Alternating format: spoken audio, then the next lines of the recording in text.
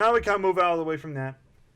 Let's go ahead and talk about All Out.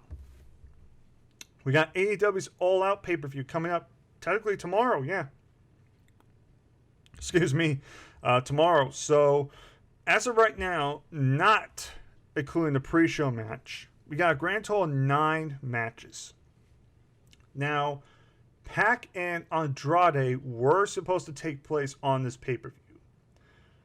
But unfortunately, that match got canceled due to travel issues, assuming with Pac. So now Pac and Andrade will be having their match on Rampage next week. On Rampage. Which that should be a banger of a match. You gotta give that match time. So in its place, the Women's Casino Battle Royal got moved from the buy-in and now is on the main card. So, I guess I'll just talk about the pre-show very quick. Best Friends and Jurassic Express versus the Hardy Family Office. I'm going to pick the babyfaces to win. That's about it. So, I'm just going to go kind of in order on here. It shows here on Wikipedia. Or at least the matches, the most important matches. So, we'll start off with the Casino Women's Battle Royal. We have the Casino Battle Royal, where the winner will receive a future AEW Women's title match. We don't know when that title match will be.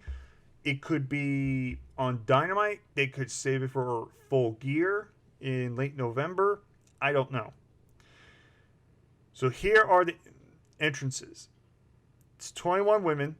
We got Nyla Rose, Thunder Rosa, The Bunny, Big Swole, Julie Hart, Ty Conte, Diamante, Penelope Ford, Red Velvet, Hikaru Shida, Emery Sakura, Jade Cargill, Kira Hogan, Abaddon, Layla Hirsch, Keely King, Rebel, Jamie Hayter, the returning Anna Jay, Riho, and the new entrant Sky Blue. Now, here's the interesting about this.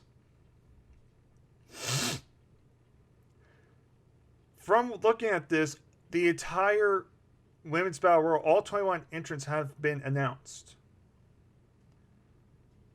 Which is kind of odd because we're all thinking the same thing here. Because usually the Joker card, which is usually the last card, the last person out, basically that's usually the surprise entrance. Usually either the big name or surprise entrance.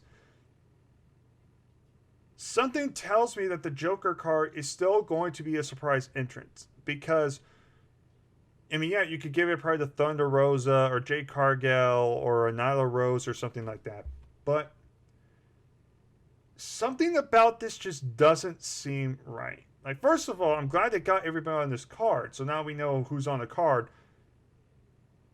But something tells me something's going to happen. They might have an extra entrant. Maybe one of the competitors gets taken out and they get replaced. I am not convinced that this is the complete card. Because as it stands, it's fine. It's nothing. And here's the thing. The competitor stuff is fine. But here's my thing. When we found out originally that there was like 2 spots open, we figured at least one of those spots was going to be a mega surprise return or a surprise debut. And that was going to be the Joker card. That was going to be the final entry in the Battle Royal. And let's be honest, we all kind of figure this. I was thinking the same thing probably everybody else was thinking. That's Ruby Soho. Or Ruby Soho. Soho. It's weird. Ruby Soho. That's former Ruby Riott from WWE. She is rumored to be coming into AEW, and I figured the plan would be to debut her as the Joker entrant, and either she wins or she gets very far, and then after that pay-per-view she gets signed. They announce that she's all elite, but now they add Riho and Sky Blue, which I'll admit I have no idea who Sky Blue is, but apparently, I guess it was in one of the Dark or Elevation shows, the crowd was so into her that Tony Khan came out and said, hey, would you like to be part of the Battle Royal? So I don't know if Sky Blue is 100% in the Battle Royal. Because I don't know if that was taped way before. I don't know if they've even played that yet. Again, it's weird.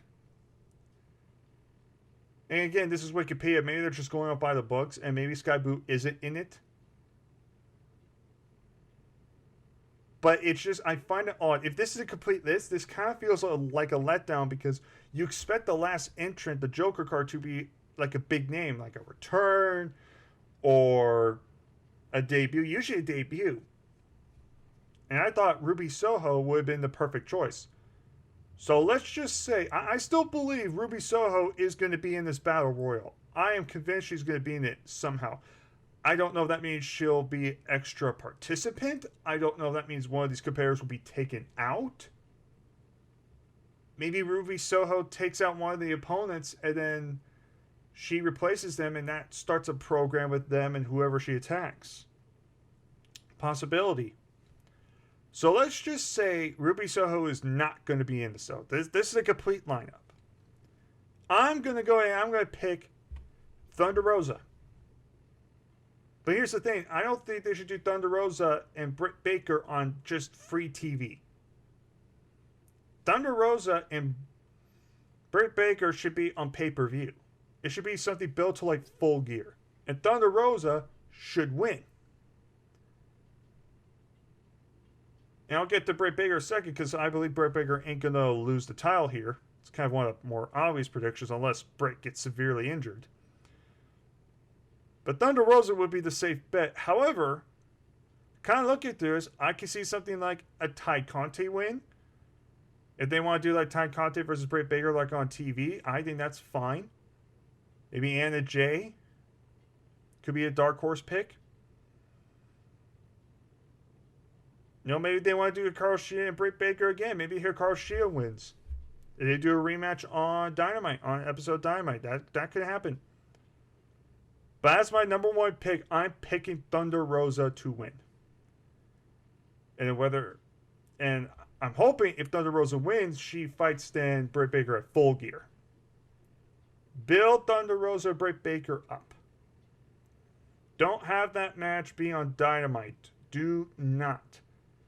Give those women a pay-per-view match. Have Thunder Rosa win. And then by then, you can have somebody else fight Britt Baker a couple times on Dynamite. Britt beats them, and it builds to the eventual Baker and Rosa on pay-per-view. That's what I believe they should do. So I'm still picking Ruby Soho to be an entrant in the Casino Battle Royal. But if she does not show up, it is a complete class that I'm still going to pick Thunder Rosa. Even Ruby Soho does. If Ruby Soho is in the Battle Royal or not, Thunder Rosa is still my pick to win. And she'll go on to face Britt Baker in the future. And if that's the case, I'm hoping that match happens at Full Gear.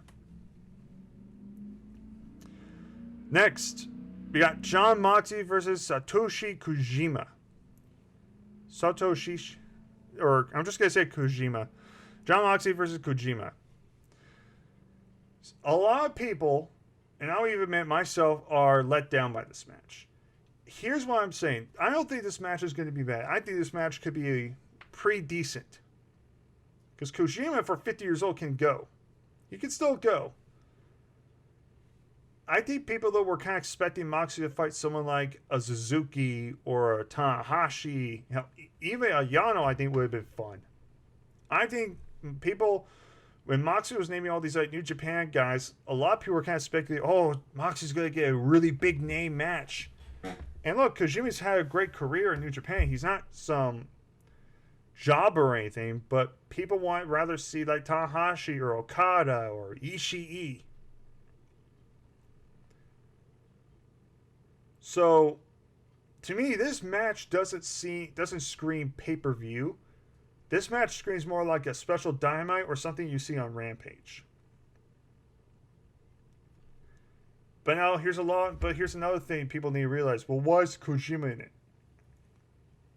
Well, a lot of people don't understand this. I'm kind of surprised nobody really talks about this.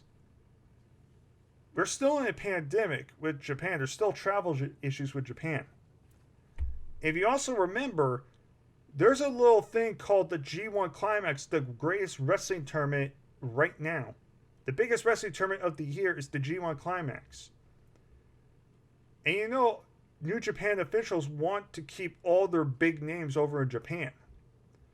We know JY and Will Ospreay are over here in the States. They're kind of stuck right now, but guys like Tanahashi, Okada, Jeff Cobb, anybody else, Suzuki, they're going to want as many big name guys for their roster for their G1. If they got Tanahashi over to the States, there may be a good chance someone like Tanahashi would not make it to the G1. Now, if we didn't have the travel restrictions, I guarantee you we probably would be getting Moxie and Tanahashi for the U.S. title. So to me, yes, this is a letdown, but I understand why to do this. And also keep in mind, you can't just keep Jon Moxley off the card. Jon Moxley's one of your bigger names, and you want to have him on the pay-per-view. I get that. But there's a few things you could have done. For example, with Almas not having a match with Pac, you could have done Jon Moxley versus Almas. I know that's a weird kind of styles clash, but it could have been a big win for Almas, though.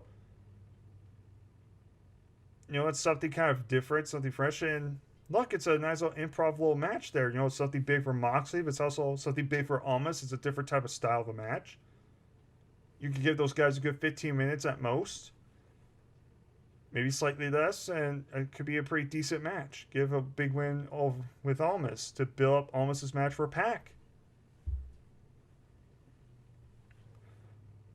Or, if you didn't do Eddie Kingston versus Miro, you could have done Miro versus Jon Moxley for the TNT Championship. Two of those kind of brawler, powerhouse guys going at it. That could have been something.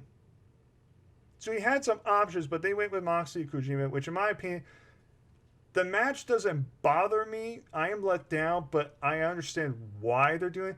I just think personally this match should not be on pay-per-view. I think this was more of like a Dynamite or a special Rampage episode.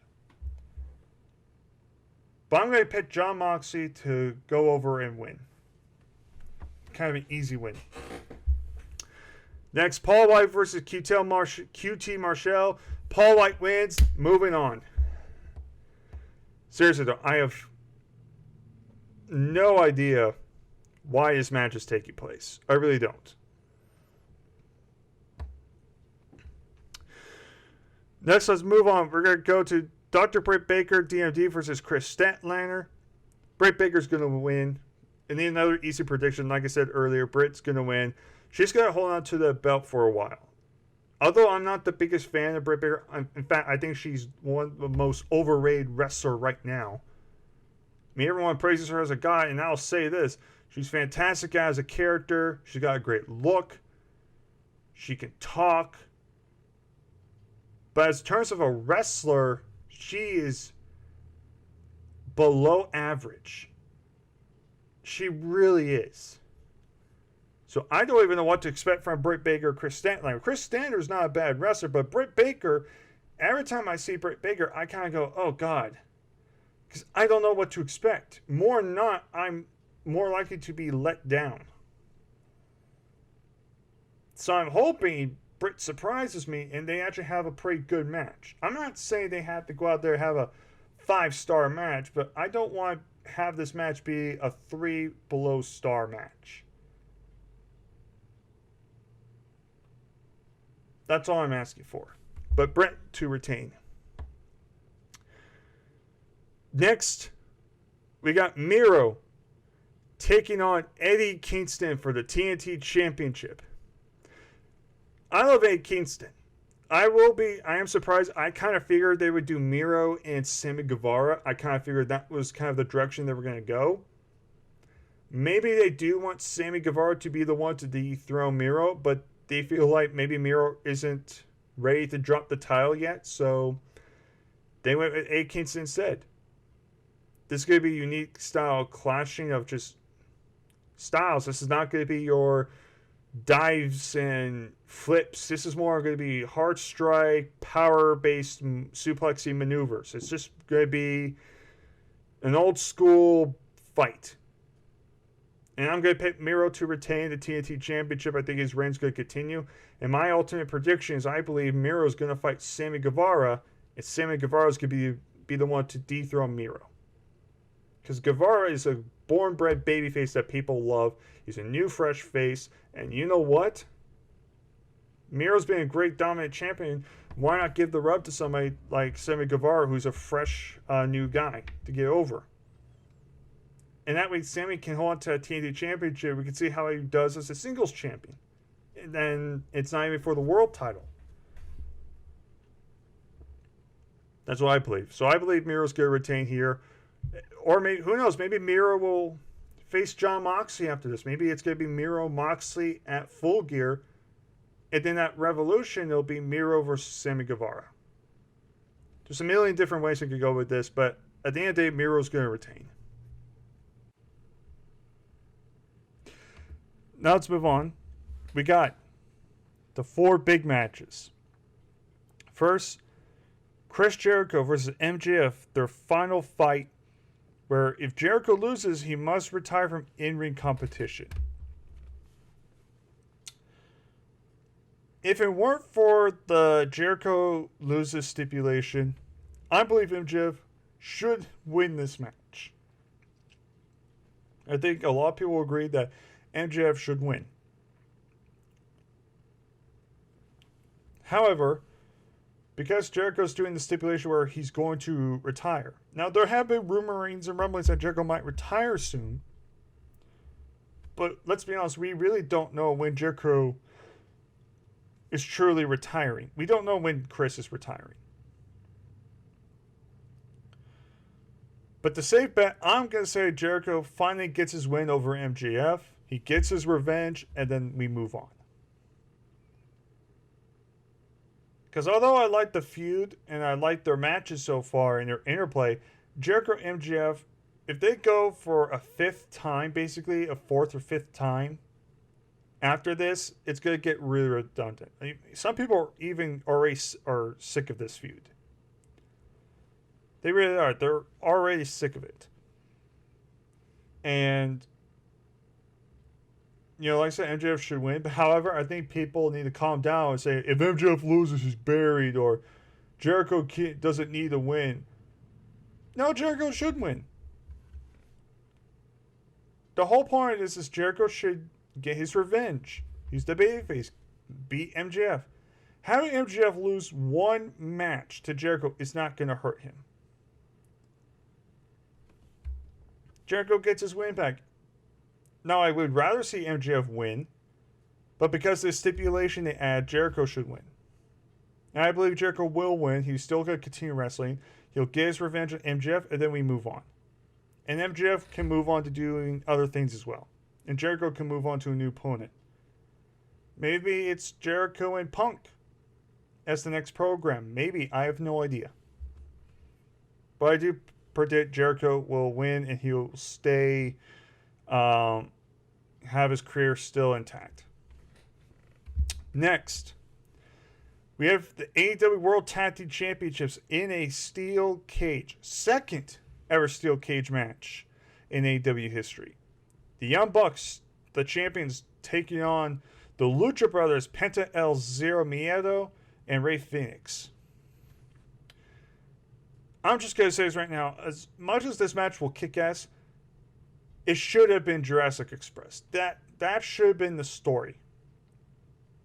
The Young Bucks have more issues with Jurassic Express leading up to their title match. Jurassic Express, the whole point of the story was they would have won the match if it weren't for all the interference. Then Jurassic Express goes on. They win the tournament to get their opportunity again at the tag team titles. And then that's when you do the steel cage to keep interference out. To find out who truly is the best team between Jurassic Express and Young Bucks. That is just common sense. But instead, they did a curve, and they did a Lucha Brothers, which basically they only had like 1 week's build to that match between Young Bucks and Rey Fenix and Penta. Now, they do have a rivalry. They've had matches in the past, so it's not like these two are not new to this. But that's my only gripe. The whole point of this story was Young Bucks are having the cheat to win, and they beat Jurassic Express, who are our favorite team by the fans. Jurassic Express are pissed. They want that opportunity back. So what do? They win the tournament, and then they decide, we're going to have a steel cage match and make sure we're going to find out if you can really beat us. The story just makes more sense that way. That's my only gripe with this match. It's just I believe the wrong team won the tournament. With that being said, this match is still going to be kick-ass. And the steel cage, if I remember correctly, the only way to win is by pin or submission. There's no escaping the cage. At least in terms of AEW's rules. Because when they did Wardlow and Cody, no one attempted to climb out. Well, MJF attempted to try to climb out. But he would never won the match. So I don't know if there's no escaping the rule. I believe that there's no escape rule. So even if you escape, you don't win the match. Or if you escape, you don't win the match. But I'm going to pick the Young Bucks to retain. I think they're going to move on and continue to run a little bit more until that New York show in a few weeks on September 22nd. And if they got that big show, that's when they'll lose the titles. That's my prediction. Now we move on to the two main events. The two big key matches. Now, it's all going to come down to which... See, this one's going to be tough. Because on paper, when you look at both these matches, we all know what the main event should be for this show. But if there is a plan to have a certain somebody, a certain dragon, debut in AEW, then that should close the show. So, I'm going to go ahead and I'm going to do the World Title match first, because that's a match I believe should be the co-main event. Like I said, unless they are having this big plan. And I'll get to that in a second. Kenny Omega versus Christian Cage. This is going to be a kick-ass match. I'm looking forward to this. Not as much as the CM Punk match, but Omega Christian is going to be a great match nonetheless. It's going to be for the AEW World Championship, but let's be honest, Omega is going to retain. He's going to retain the AEW Championship because we all know this was originally going to be Omega and Heyman Page.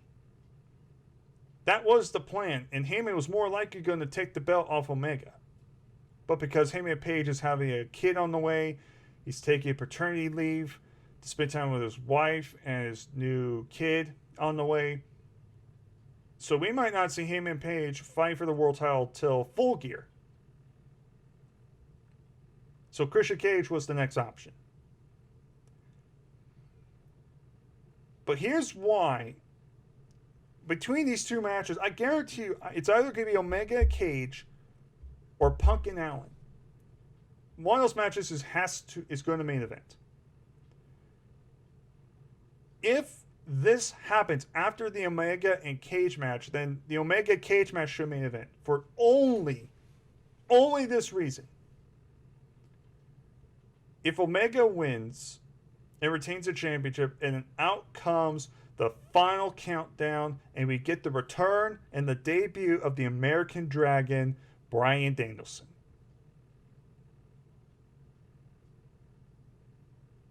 If Bryan Danielson comes out, hell, maybe even Adam Cole, if Adam Cole or Bryan Danielson come out, mainly Bryan Danielson, because that is the rumor that he's appearing at All Out.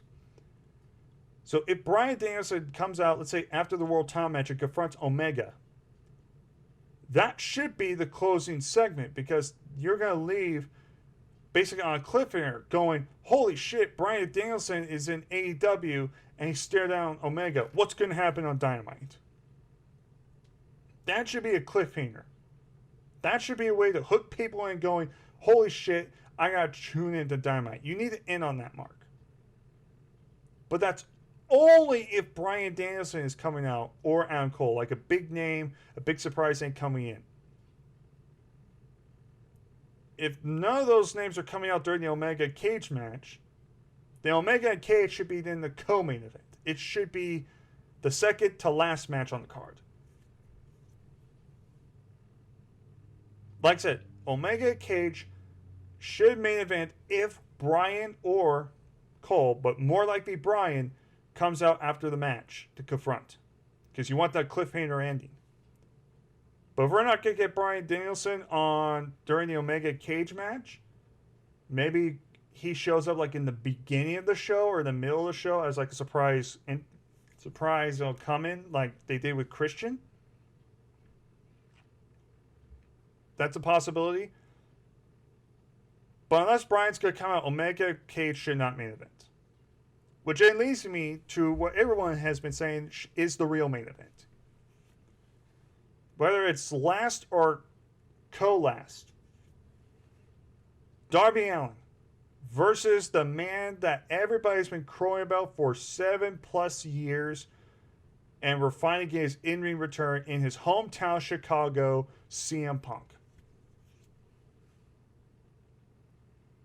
Like I said before, and I'll keep saying again so people understand, because sometimes people can't understand what I'm saying, or people are too stupid to understand. Kenny Omega and Christian Cage should only main event the show, be the last match on the card if Bryan Danielson and or Adam Cole come out after the match to confront the champion. As a cliffhanger angle. That is it. If none of those guys are coming out after the Omega and Cage match at all, it's just Omega celebrating with the championship win, and that's it, then the main event should be CM Punk and Darby Allin. This is the match that's getting people want to buy the show. This show sold out already, even before the Punk news. But I guarantee you, if the tickets did not sell out, and then they announced Punk, I guarantee the tickets would have been sold immediately. The whole point of this show is everyone's looking forward to CM Punk. Sure, there's matches on the show that are kick-ass. There's going to be a lot of great matches, possibly some surprises. But everybody is talking about CM Punk. They are talking about this match. This is what is going to get the pay-per-view buy rates up to quite possibly being the highest buy rate show of AEW in terms of pay-per-views.